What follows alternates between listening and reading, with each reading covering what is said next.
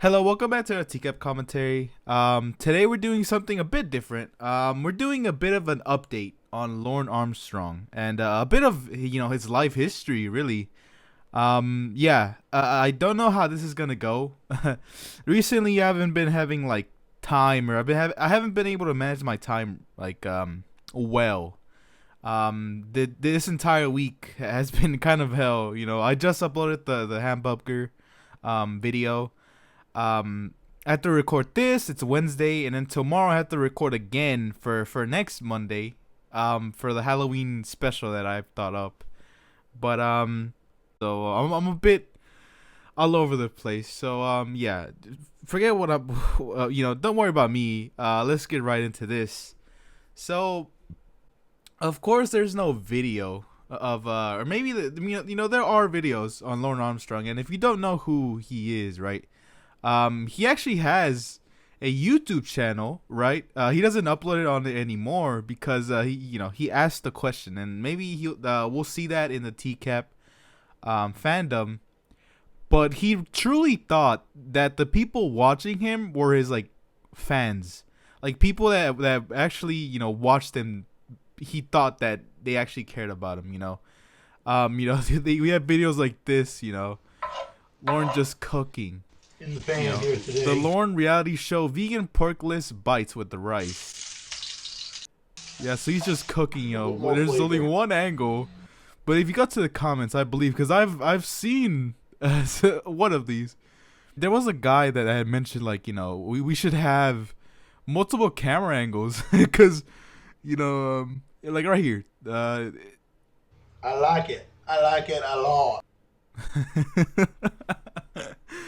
So yeah, we're gonna look at all this.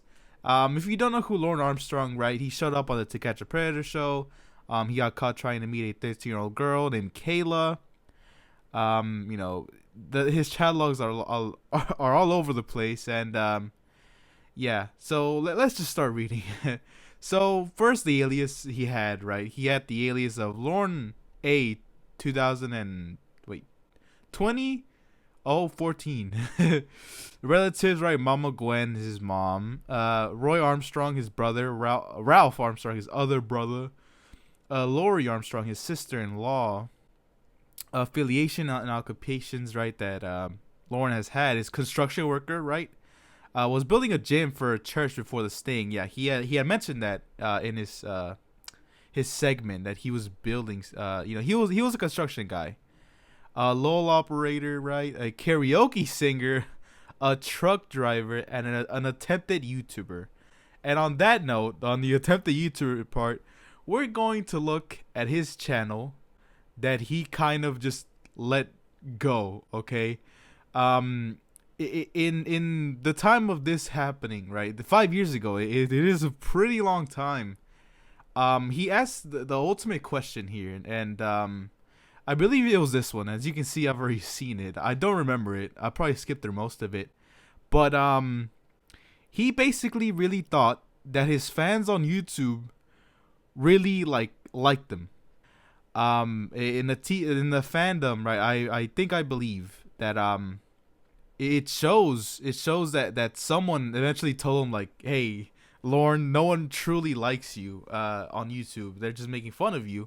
And I believe this is his last message. Hello, everyone. I just have a little message here. I actually have something that I want to read to everyone. And this kidnap and rape a 13-year-old, and you are selling autographed shirts of yourself.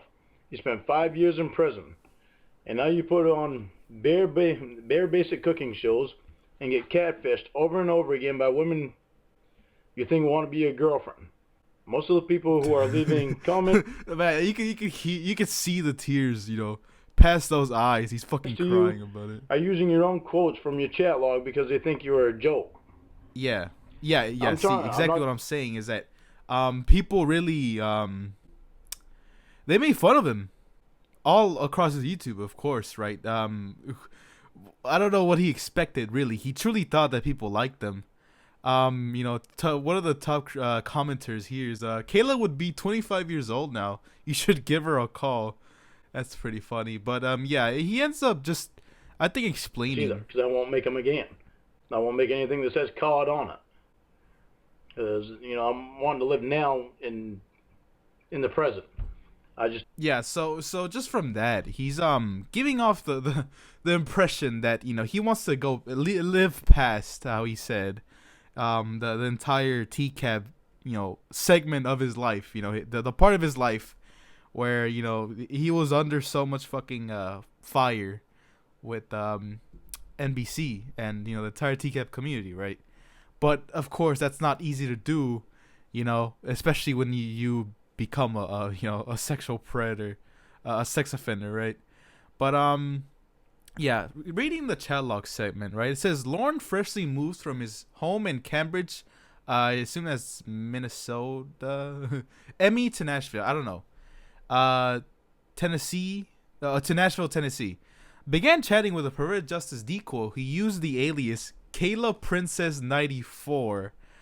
Posing as a 13-year-old girl, Lorne begins to portray himself as the guardian and a good guy, saying, "If nobody will talk to you, sweetheart, you can talk to me. I'm a good guy. I have 2 nieces your age." Which, if you don't know, the entire niece situation that happened during his segment was was a part of a conversation that Chris brought up, right? That if this is how he treats girls these ages, right? What would he do with his nieces, since they're the exact same age? But yeah, he denies anything happening with his nieces, but you never know. You never know. This facade begins to slip when Lorne brings up the fact that there are a lot of weirdos on the internet. Lorne, weirdos, yeah, Lorne, you fucking dumbass. Lorne realizing that Kayla had never been taught of the dangers of the internet, allows himself to inform her. Lorne then asks Kayla if she had any previous relationships, discussing the details of the relationship and how far she went with her previous boyfriend. Lorne is shocked to learn that she did not do anything else with her boyfriend, saying, "Because some kids your age have done a lot more than that," which very strange comment.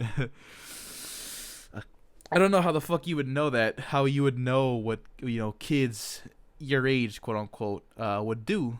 But yeah, Lorne explains the innocence that he explains to Kayla that he loves her innocence and how she is ignorant on the topic of sex. Lorne steers the conversation towards what Kayla knows about, detailing that anatomy of males and females. Lorne allows himself to divulge into sexual intercourse and what occurs during intercourse, or what he thinks goes on. Lorne leads the decoy to violate herself in what he calls experimenting, among other repulsive and disgusting topics, within 2 hours of meeting the 13-year-old decoy. So in 2 hours, Lorne basically started this sexual conversation, which is it's very surprising, especially for which I won't say, because I truly don't know. I was gonna say for someone that you assume, right, had never done it before or whatever. You never know. I saw some commenters that told me that he had actually been doing this before. So if that's the case, then it is, I guess, on topic for Lorne to do something like that.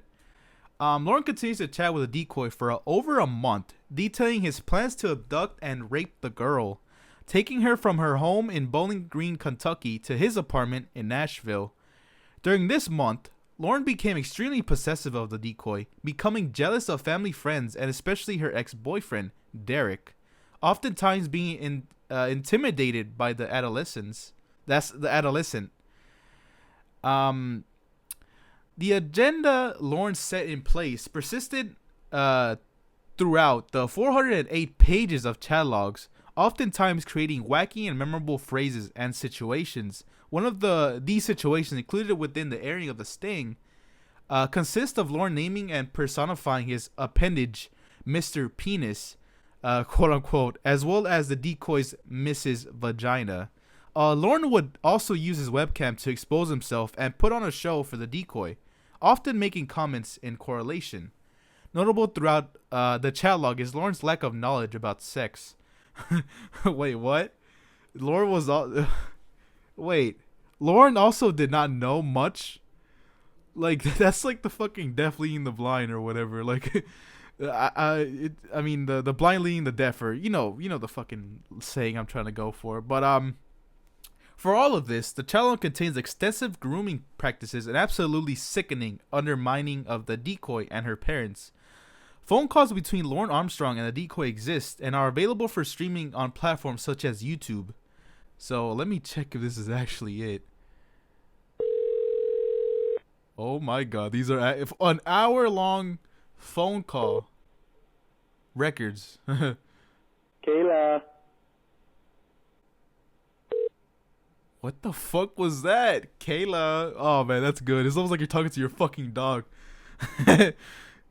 Dresses exactly like the Beatles used to dress. Uh-huh. It sounds exactly like the God. Beatles used to sound. Uh-huh. The fucking decoy. Uh-huh. Oh, That's what man. the tickets are for. This band is played for the Queen of Jesus England Christ. Thanks. and 100. You must really like me to want to talk to me that long. I think I just picked up a card. Oh my fucking god. Okay, let's go back. Those phone calls are very, very interesting, you know. Maybe in the future, if it truly comes to it, right, we'll also review the Lorne Armstrong phone calls. It's an hour long, which I would assume maybe we could do like in a stream, question mark, you know, would I start streaming? I don't know. We'll see, right? But anyway, we're going on to the next segment, right? The sting. You know, of course, the actual meat and bones of this entire debacle, right? It says here, Lorne finally arrived at the Sting house on his 37th birthday, and he was very calm and happy when he met the decoy. There's a link here, so let me check this out, see if there's anything. Oh my fucking god. It is Casey's, I guess, fucking page. Wow, that's interesting, you know. She looks pretty good, I'm just saying, you know. She was born in New York, that's something. But yeah, let's go back to Lorne Armstrong's fandom page. In a later interview, Casey said she even felt relaxed while she was talking to him, since he was so friendly and inviting. Yeah, I can see it. You know, people like to assume. I mean, not assume. People like to truly just vilify someone, of course, because of the predator title that they have, and it is very deserved, right? But if these guys were never predators, right, sexual predators, you could definitely hang out with some of these guys, and I had someone who did comment on my video that mentioned that Anthony Palumbo, right, the no rubber predator, would be someone you could definitely have a conversation with, right? And I assume Lorne is also in amongst those ranks of predators that would be cool to hang out with if they weren't, you know, sex offenders. But beyond that, no, I would never hang out with Lorne Armstrong. You know, definitely after this entire scene of his life, right? The teacup sting. But after taking a seat on a butt warmer chair, he repeatedly told Casey he wanted a kiss from her to kick off the night, which I do remember. Then Chris Hansen entered the room, confronting Lorne, taking a seat on the opposite chair, and spent the next 10 minutes grilling him. He then read the chat log and quoted many lines Lorne had sent to the decoy. Is Miss Vagina thinking about Mr. Penis? What is she thinking? Is a line that I assume Chris read, or a line that he was, you know, alluding to, right? Because I do remember him saying the first part, not the what is she thinking. But anyway, Lorne visibly became more stressed and depressed as the conversation went on. He would try to blame his behavior on the catfishing relationship he had previous with the woman he knew as Amanda James. Eventually, Hansen revealed that he was part of the dateline investigation. Lorne then let out a cry of defeat, "Oh God," and was arrested shortly after he left the house. During his police interview, despite knowing he had incriminating evidence in his truck and on his computer, he gave the police consent to seize both. Only after being shown his nude cam shots did he request a lawyer, but it was too late. Police were interviewing Travis Fowler in a nearby room, And after his interview, the detective in charge of the Armstrong interview comes in and proclaims he's toast to the other detective. Lorne would end up being charged with interstate travel with the intent of sex with a minor, attempted sexual contact with a minor, and attempting to produce child pornography. Police recovered a camera from his truck. On the advice of his attorney, because he was facing a 20-year sentence, he took a plea deal. He was sentenced to 7 years both on the state and federal level to be served concurrently, of which he served 5 and was given a lifetime probation RSO status, right? Registered sex offender status. Afterwards, he returned to his home state of Maine. So yeah, through the entire segment, TCAP segment, it was something else that we didn't see much behind the scenes on this channel yet, right? There is a police interview, but I've been told that it's not that interesting. It is pretty short, so we might have to pair that up with something else that I also check of Lorne. But yeah, it is something else that he gave up his computer, like and the attempt to produce child P, right? CP. Please recover the camera on his truck. At first I thought it was he had CP on his computer. But no, it's the camera that he had brought that they just kind of tied into him wanting to do that. But before we go into the attempt at YouTuber, let's check out something that is pretty interesting and somewhat known of Lorne, is that he wrote a book. Fuck that. He wrote a book that is called Taken Abroad, right? It says right here, by Lorne Armstrong. I don't know if you copy his name, will it show him? No, it doesn't seem like that's the case. So yeah, okay, so yeah, let's go back to this. It says right here, sorry, this item is not currently available, out of stock at your store, right? Katie Mills. I don't know where the fuck that's at. But yeah, yeah, it has 33 reviews, and most of the reviews that he has, right, is of course from other people that watch TCAP. So yeah. Anyway, preparing for his life after high school, Aaron enlisted into the army, anxious to serve his country and fight for what he believed in. After losing his closest friend to a sniper, Aaron lost it while in the field and spent 3 months in a psychiatric ward until being shipped home. Once home, he falls in love with Brooke, a girl that he meets on a blind date. Not long after getting engaged, he begins having nightmares of his time in the Iraqi war. I don't know. But puts it off as nothing serious. When the nightmares begin to more intense, Brooke. What? This overview seems so fucking like grammatically wrong. Is it just me? When the nightmares become more intense, Brooke. Okay, never mind. When the nightmares become more intense, Brooke talks to Aaron about seeing a psychiatrist and becomes and Jesus Christ, I just can't read. And because of his deep love that Aaron has for his family, he agrees. Unfortunately, the intense session with the psychiatrist don't help, and the nightmare begins to affect Aaron further. Aaron can no longer fight the right and wrong of the murders he's about to commit. What the fuck? In the end, justice is served with a heartbreaking death that Aaron did not plan on. You can definitely assume that he killed his fucking, his lover, right? Brooke or whatever. But anyway, to the fucking, to the review section, right? It puts a mostly liked positive review, right? A 5-star to a 1-star. But the 1-star, it says right here, I would never buy this product. I don't know what the fuck, a pile of garbage. Don't buy this book as you will be supporting a registered sex offender, right? And that is exactly what this book is about. Exactly who made this book, right? Lorne Armstrong, for a fact, is a sex offender, right? But anyway, in 2017, Lorne believes himself to be a celebrity due to the attention he received from his appearance on Dateline. Try to cash in on his fame or infamy by starting a YouTube channel where he would sing, do workouts, cook vegan dishes, and try to sell paraphernalia from before and during his prison stay. these videos would be massively downvoted, and many of the comments would be statements he said in his 407-page chat log.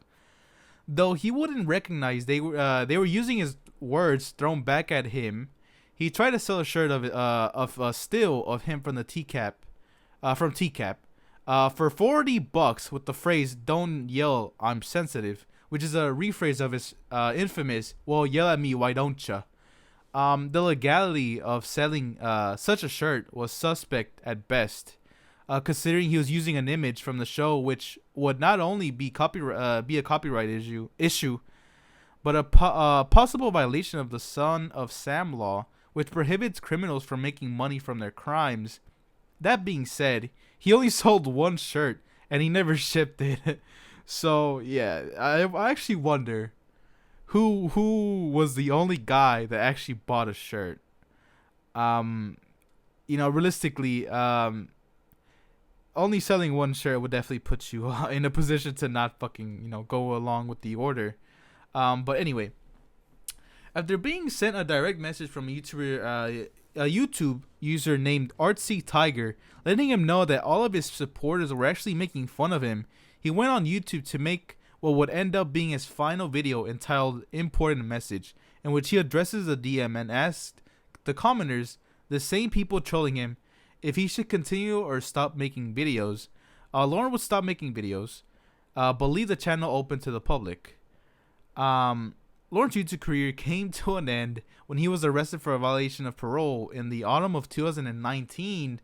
Under these conditions, Lorne was not able to access the internet. So he got arrested again? And here it says right here, second arrest. Lorne was arrested again in August 2019 after spending 5 years in a sex offender rehabilitation class and not passing because he still refused to take any responsibility for his actions, leading to his imprisonment. He also showed up to the class drunk, despite one of the provisions of sex offender registration being the prohibition of the consumption of alcohol. That being said, he had 5 alcohol violations on his record since 2014. Lorne was sentenced to 6 months in jail for this and was released February 2020. So yeah, then talk about the novel, right? While Lorne was in prison, he wrote a novel named Taken Abroad. He currently lives in a trailer in Cornville, Maine, where he takes truck driving gigs to make a living. He is currently unemployed. A video emerged in May 2021 of Lorne selling items at a garage sale. In the video, people outside of the shot can be heard saying quotes from his chat logs. Whether they are locals or his stalkers is unknown. The following year, more videos began to appear of the annual event, the 10-mile yard sale, with Lorne answering questions posed by a visitor and being informed on the current happenings of Lorneography community. So yeah, this might actually be a video of the video in question. So let me check this out.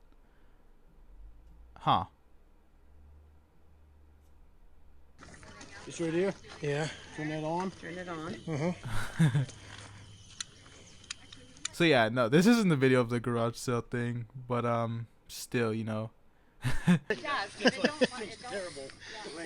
That's funny. Anyway, let's go back. So quotes, right? Oh God, everyone knows that.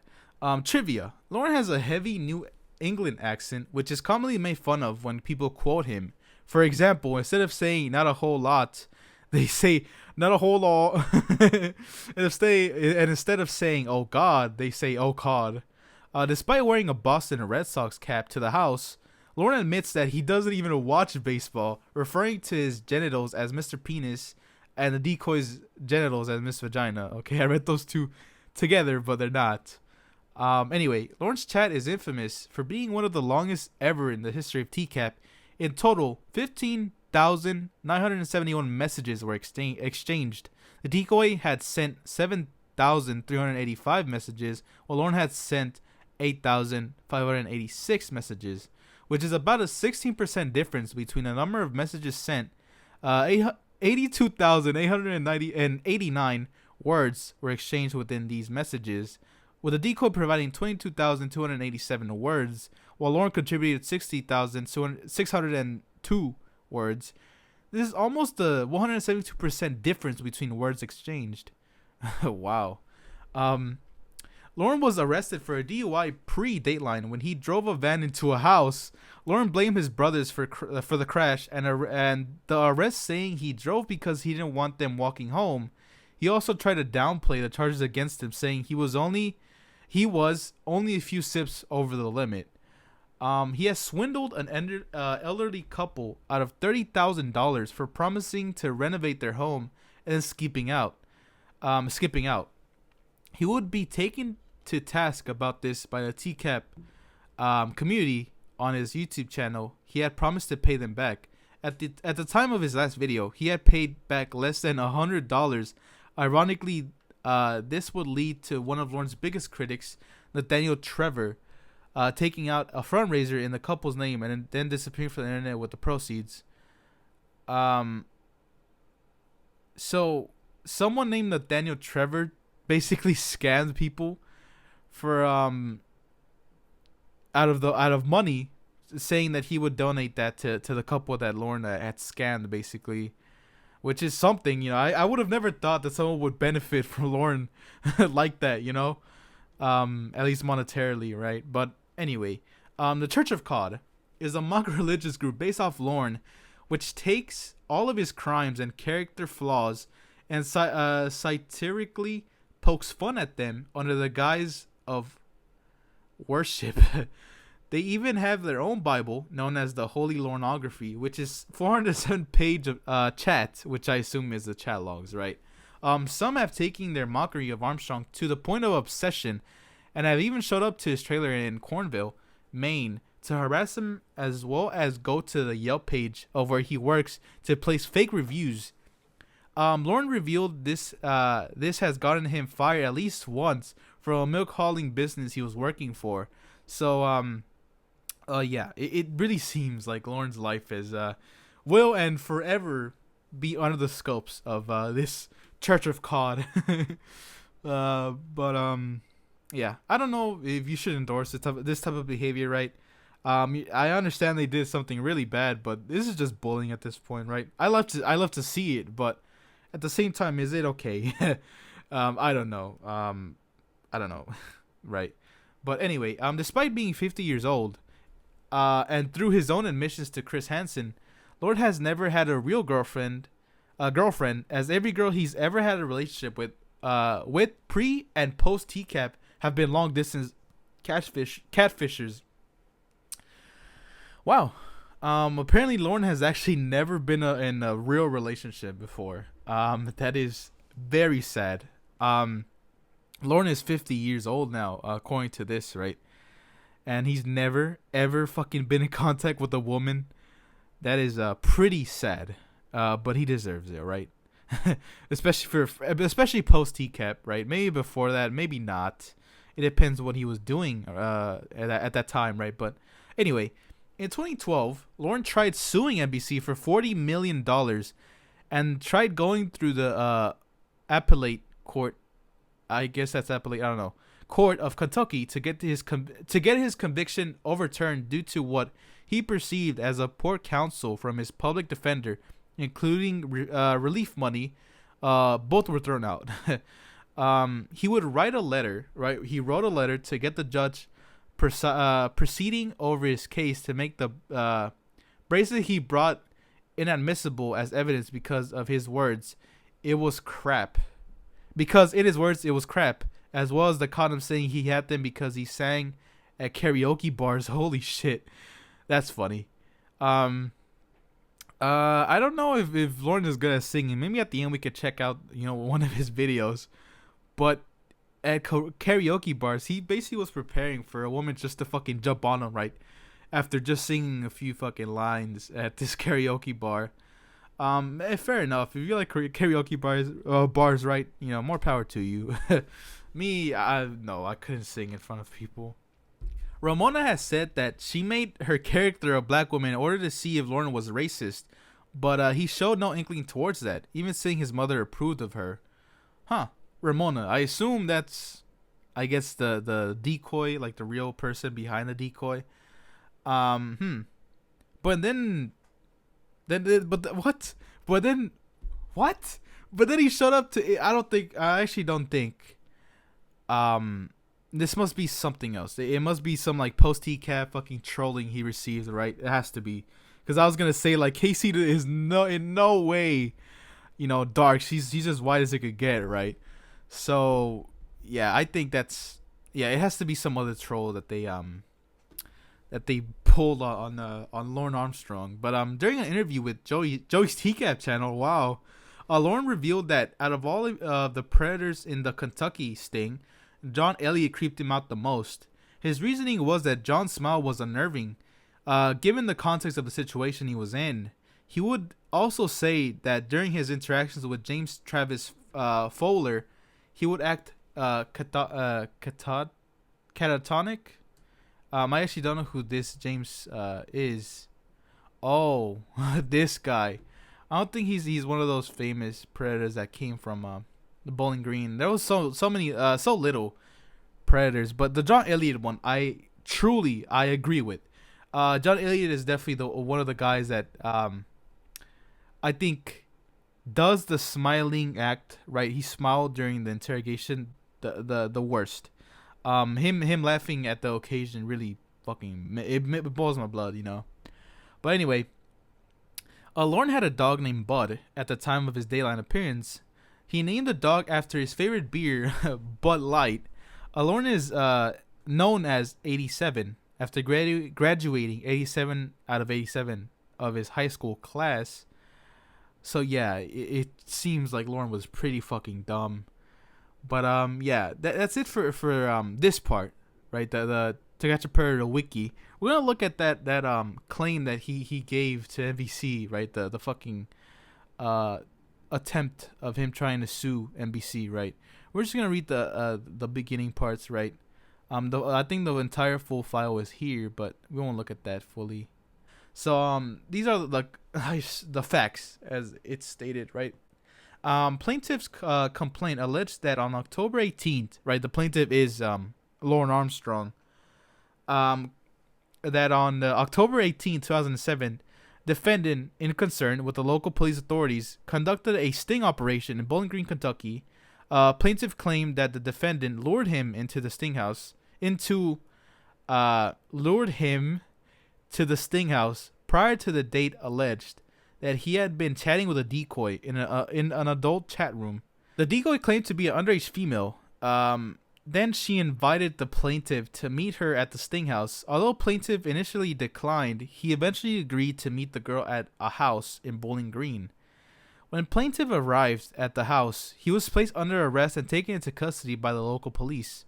The complaint stated that NBC was present at the sting house and filmed his arrest and the search of his truck, then aired the events on national television in a series entitled To Catch a Predator as part of the NBC Dateline show.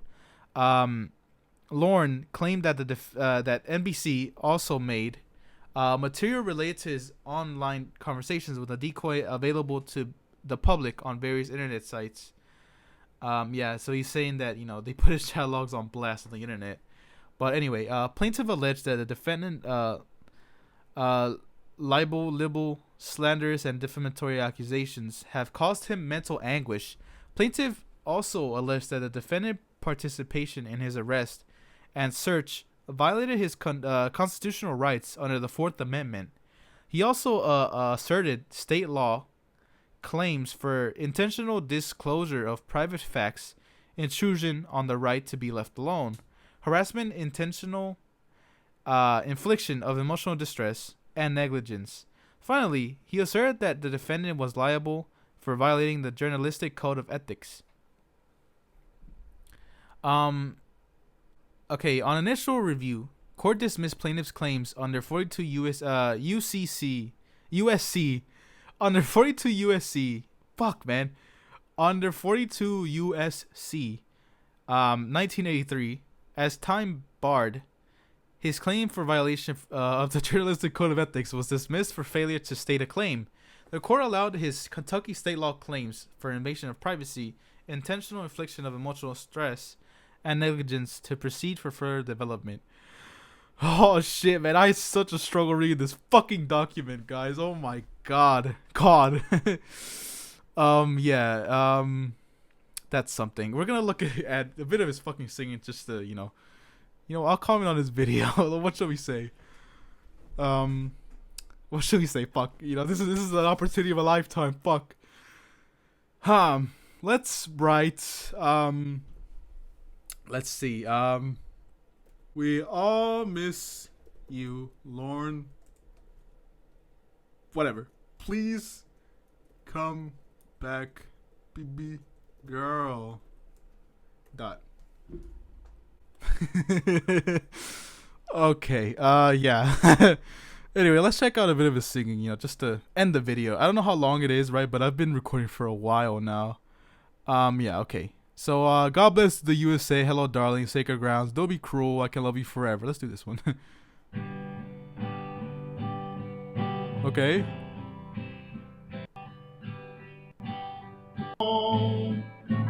But my feelings will stay the same. Interesting. Praise God. We have been blessed with another hymn from our Lord and Savior. Lord and Savior. Can I spend my life this way? If I could hold you. Was this written by Kayla Marie Armstrong? Oh God, this is good, man. These people fucking, oh man, they're so fucking good. Yeah. Then of course there's also this fucking shit. Like on the road. Oh God, that's extremely loud. My bad. He's fucking pushing it. Jesus Christ, he's going real quick.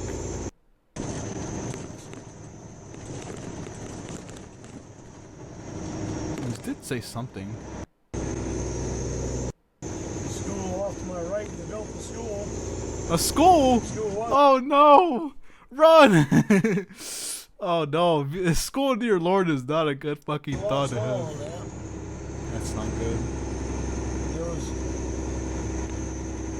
some of my friends used to go over there. And they built that big school. It's going to be evidently going to be a community school.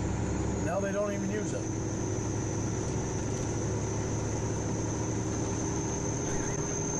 I'm surprised he can make it 20 minutes.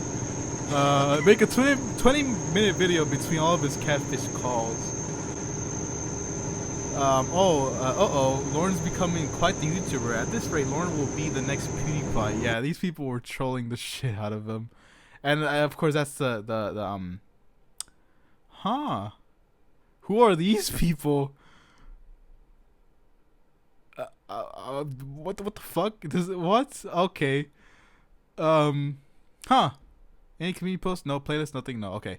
Yeah, that'll be it for this video, I guess. This is a fucking mess. Okay. This is basically me just reading out the Predator wiki for, I guess it's been like an hour. For an hour. This is a sad video, right? It isn't great.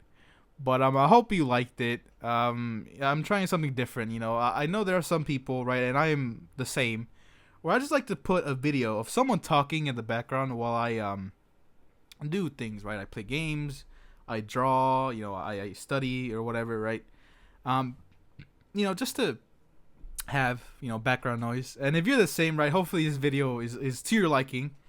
But yeah, we'll catch you next week on Monday with a Halloween special. And oh man, I'm so excited because I know exactly what I want to do for that video, and hopefully it turns out pretty well. I'll have to record that tomorrow, so yeah, we'll figure that out. So yeah, we'll see you next time, and thanks for watching.